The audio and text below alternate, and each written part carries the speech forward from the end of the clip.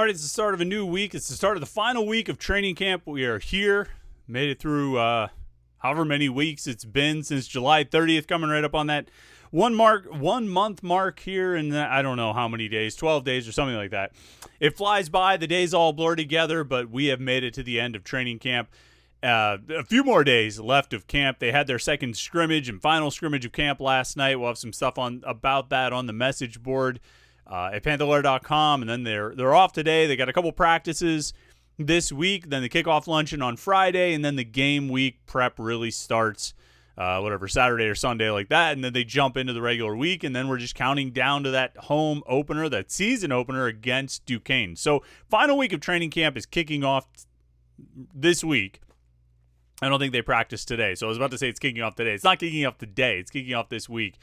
And kind of like we did last week, we're setting the table here on Monday on the Morning Pitt with the big things we're looking for this week. What do we want to hear from the players and the coaches? What do we want to see on the field? What needs to be accomplished on the field this week for Pitt as they move through the final week of training camp? What are the most important storylines? What are we going to be looking for as we watch the Panthers practice in the South Side this week? Let's dive into it here on the Monday edition of the Morning Pitt, youtube.com/Panther-Lair.com.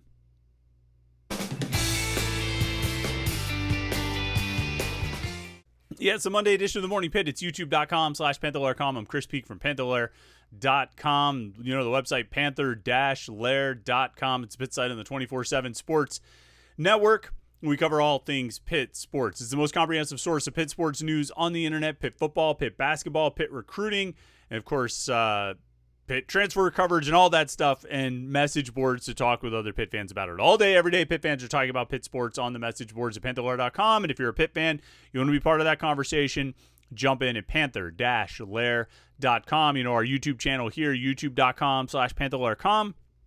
It's a place to get all the Pitt sports news you can possibly handle. No, it's a place to get all the Pitt video content you can possibly handle. These Morning Pitt videos, Monday through Friday. I was thinking about what I want to talk about, and I mixed up my little taglines there. It happens when you do 5 of these a week, and plus the live show and all that stuff. You sometimes get your words a little mixed up. But Monday through Friday, we have these Morning Pitt videos every day of the week. Get you a little bit of Pitt sports content to get the day started. We have our weekly live show every Wednesday night at 8:30 p.m. We have post-game shows, practice highlights, interviews, video, press conferences, all those things right here at youtube.com/Panther-Lair.com. So make sure you like this video and subscribe. youtube.com/Panther-Lair.com. So big storylines for the final week of training camp. What do we need to see? What's important? What does the team need to work on? It's sort of a mix of things that we talk about here when we talk about what's relevant in the final week of camp. It's what are the big storylines? What are the big things we're keeping an eye on? What are the things we expect to hear or need to hear or want to hear from the players and coaches? And then also, what are the things they need to be working on the most? What's out there that Pitt really needs to get locked down and take control of as they head toward the start of the regular season, as they finish up training camp? And the first thing, and this is partially things we've heard, partially based on last season, partially based on what we've seen, and just kind of an overall general sense of things. Like, this offense needs to get cleaned up. All right, this offense needs to be much cleaner than it has been. It is, to a large extent, I'm talking about Eli Holstein here. And it's the whole offense. It's not just Holstein, but it is Holstein, okay? When you look at last season, I think he threw 7 interceptions. He had, among ACC quarterbacks with at least 300 dropbacks last season, which is 13 guys. So not a small sample size. It's all the guys who played the most. CJ Bailey at NC State, and Fernando Mendoza at Cal, and Kyle McCord at Syracuse, Cam Ward, Jacoby Criswell, Kevin Jennings, Malik Murphy, Hank Bachmeyer, Cade Klubnik, Tyler Shook, Ashton Daniels, all these guys, Anthony Calandria, all the main starting quarterbacks in the ACC last season. You look at them, and on Pro Football Focus, okay, among ACC quarterbacks who dropped back 300 times or more, Eli Holstein had the highest percentage of turnover-worthy plays. That's a pass that has a high percentage chance to be intercepted or a poor job of taking care of the ball and fumbling. And the turnover-worthy play rate, the percentage of their pass attempts that are turnover-worthy plays. Eli Holstein at 5.3% of his throws were turnover-worthy throws. So he had 7 interceptions, which on this list of guys with 300 dropbacks is 8th most, although he had quite a bit fewer dropbacks and attempts than a lot of the guys ahead of him on the list. Obviously, he only played 10 games, had fewer snaps. But when you look at the percentage of his throws that were turnover-worthy, either resulted in a turnover or could have resulted in a turnover, and then obviously, I think fumbles are going to get held against him as well. But that 5.3%, that's higher than anybody else in the conference with that many dropbacks. Right behind him, C.J. Bailey from NC State, Ashton Daniels from Stanford, Anthony Calandria from Virginia, Fernando Mendoza from Cal, who is getting sort of highly touted now that he transferred to wherever, Indiana, although he was under 4% on his turnover-worthy play percentage. So, we've talked about this at various points about Eli Holstein being a gunslinger, about Eli Holstein taking shots, and that's part of what makes him great is his willingness to fire away, and that's going to lead to a lot of big plays, and that's still true. But I think most gunslingers, the quarterbacks we think of as gunslingers, the ones who truly become great are the guys who grow up. And they're still able to fire away, but they're a little more calculated. They're a little less risky. There's always going to be an inherent risk in a guy who's willing to fire away like Eli Holstein is, or Brett Favre was, right? Like Brett, you think about I'm not comparing Eli Holstein to Brett Favre, but when I think of like a gunslinger type of guy, Ben Roethlisberger was a gunslinger type of quarterback who was going to try and beat everybody with his arm and fire the ball away, fire away, fire downfield. But those guys learned, and they still took risks and they still made mistakes, but they got a little bit better about it over the course of their careers. And Eli Holstein has to get a little bit better about it over the course of his career. And, that's what he did last year. And you could chalk it up to, he might have had this inherently as part of his personality as a player, as a quarterback, but he also was a redshirt freshman. He was starting for the first time. He was getting on the field and all that stuff. There's a bit of a learning curve there. He's got to grow and mature. It's playing for the first time, basically. But now he's got a whole season under his belt, or 10 games, 10 starts, 8 full games, or whatever we're counting it as. He's played. He's been out there. He's seen defenses. He's reacted to live fire. And he needs to not be making these kinds of mistakes, or at least not as many of them. And what it sounds like is that it's still kind of happening in camp. I think both of the scrimmages, he's had interceptions from what we've heard. He's made those kinds of mistakes, and he needs to get that cleaned up, because there's a lot about this offense. There's some things that I really like about this offense. I really like Des Reed. I'm starting to really like Kenny Johnson. I think I was always sort of hesitant on Kenny Johnson. I thought the ability was there, but I needed to see him do it. I'm getting more and more confident that he's going to do it. I'm getting more and more confident about Blue Hicks. I'm really intrigued by, Justin Holmes, Malachi Thomas. But there are real issues on this offense. There are things that, the receiver depth, we need to see some of those top receivers really emerge. We need to see if the tight ends are actually going to contribute, and what kind of impact they're going to make. We need to see the offensive line get good, right? Those things are sort of up in the air. Those things are the questions. Those things are the uncertainties. Eli Holstein protecting the football, not taking quite as many risks, or maybe being more calculated in the risks he takes, that should be a non-starter. That should not be something that this offense has to deal with this season. They need to have moved past that. He needs to have moved past that and take care of the ball better. He's got such high upside, but it can't come with a low floor dictated by, those kinds of mistakes. And that's got to get ironed out here. It can't happen during the season. You can't go throw picks against Duquesne. You definitely can't go down in Morgantown and throw interceptions. You've got to be smarter with the football.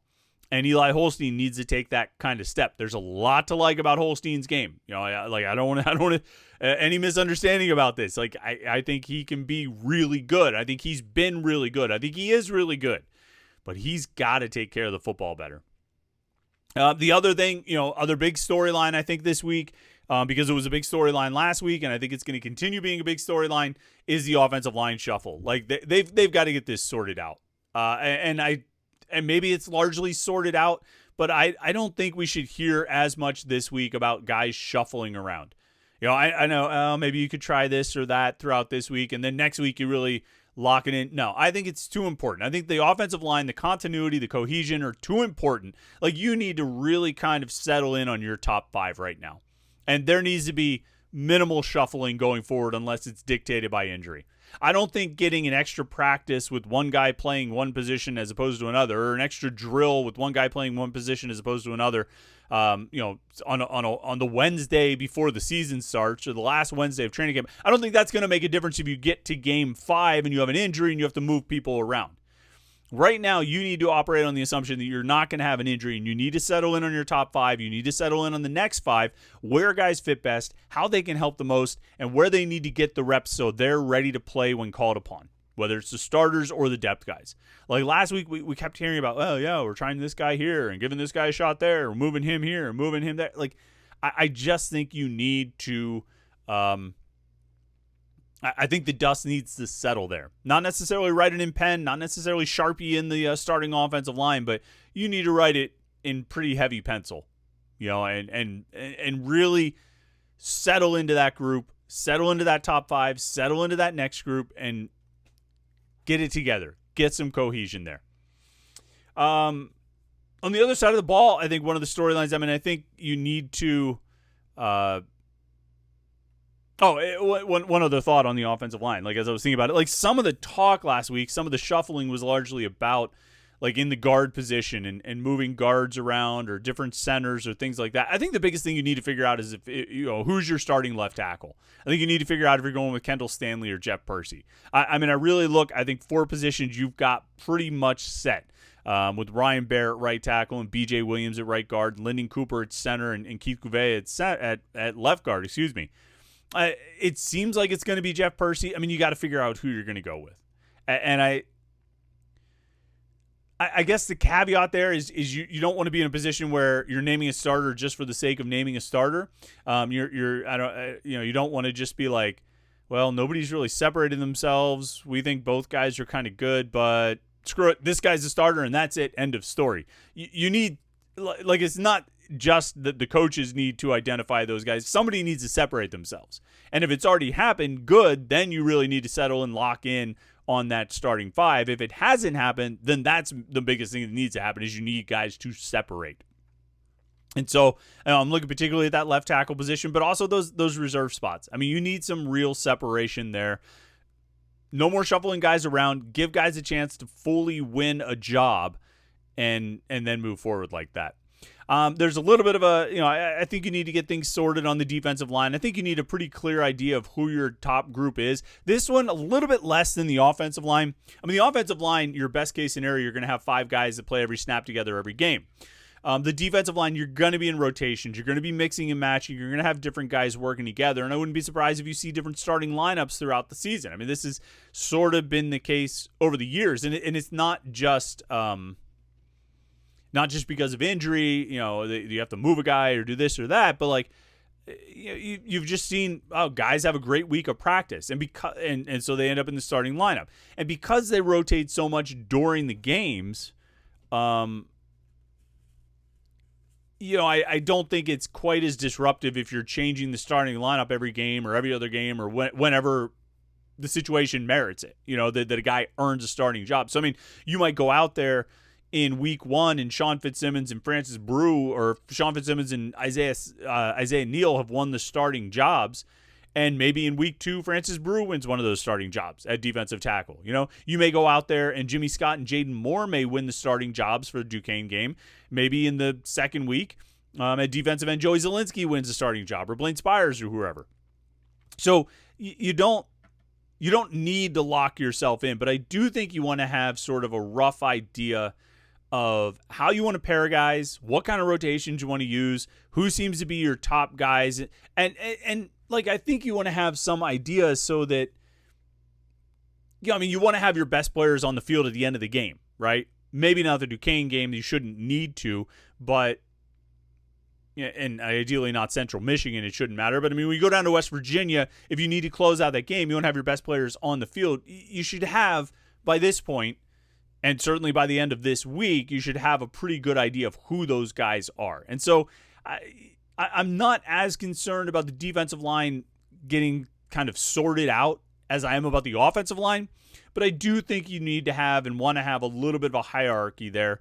And maybe it's somewhat established, but I think it can probably, and this is probably one of those things that like the team needs to sort of resolve over the course of this week of camp, is have that separation, create that hierarchy through the players, you know what I mean? How the players play, not just put 4 names up on the wall and those are the starters, in an arbitrary fashion. And then the last thing, maybe the most important thing this week, other than cutting down on turnovers, is they need to stay healthy. All right. I think we talked last week about the grind of camp, which the players and coaches all acknowledged that last week they were very much in the grind of camp. I think when I talked about that as a storyline on last Monday's podcast, some people said I was, being ridiculous, grind of camp. What am I talking about? I mean, the players and coaches all acknowledged it throughout the week, that they were in the grind of camp. And part of what comes with that is you get bumps and bruises and guys banged up and guys, sitting out of practice here, sitting out of practice there. That's natural. It's part of it. You don't read too much into it. But now you need to start rallying in that other direction. You need guys start coming back into practice. You need to get the full squad on the field as much as you possibly can. And you need to avoid losing guys for the season. You got 100 and however many guys on the roster. You're playing football. Injuries are going to happen. Guys are going to get hurt. You hope that nobody's going to miss the full season or anything like that. But it's one of the most important things this week is to stay healthy. Okay? You've got a lot of the physical work done, I think. You've hit each other. You've banged around, and they'll probably have another 1 or 2 full contact days this week. But you need to be careful. Like this goes for coaches and players alike.